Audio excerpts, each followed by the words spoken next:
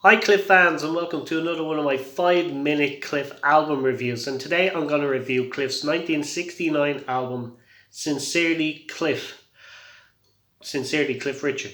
And the album reached number 24 in the British album charts in 1969, so it wasn't a big hit. But and it's an album. It's I find interesting because I actually loved this album as a child. I had it on vinyl when I was a kid, and I bought it myself in a second-hand store years ago. And so I had it as a child. Absolutely loved it, and but over the years I haven't played it as much as I did when I was a kid, and I found that all the songs that I actually loved as a child are probably my least favorite now, and the songs that I kind of dismissed are kind of my favorites on this album now. So it's, I don't know, it's just age just changes you, and you change your opinion on songs as the years go by. But the album opens with "In the Past," which is a good upbeat song. I absolutely loved it years ago. I don't love it as much now. I still like the song, but I don't love it as much now. There's actually a much better version of this song, in my opinion, on one of the Shadows albums. I think it's Shadow Music in 1966 album maybe, of the Shadows, and I think they do a better version of "In the Past."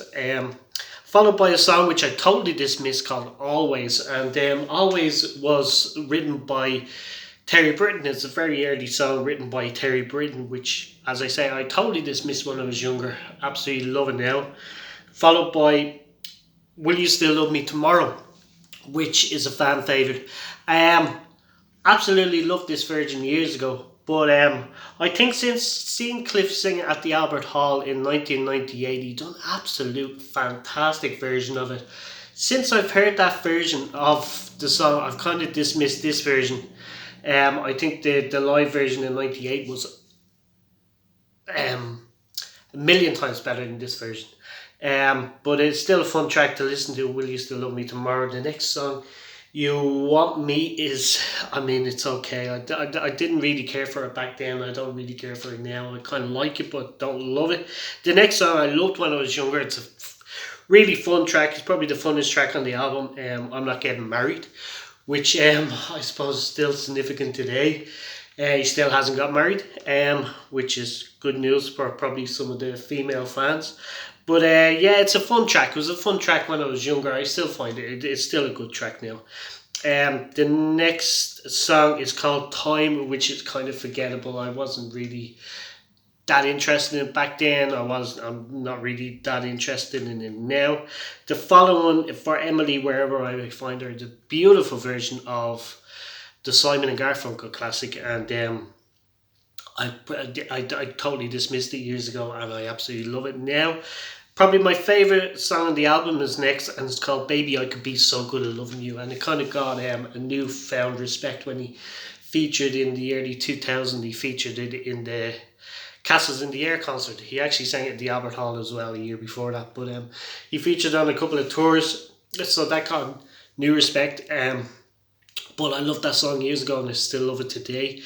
The next song is another one of them that I liked better years ago, "Sam," followed by a great song, kind of hidden gem, written by Hank Marvin. "London's Not Too Far," absolutely beautiful song written by Hank.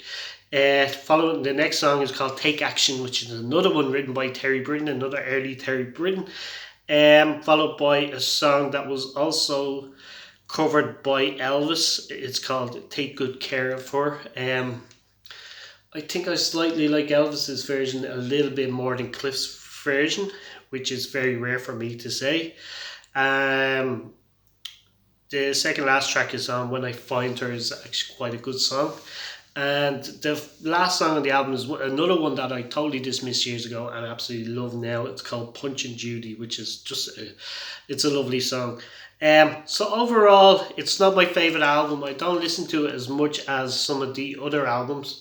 I still like it, but I don't love it. I loved it years ago. I don't know why I've kind of slightly gone off this album, but I still listen to it occasionally. Still enjoy it.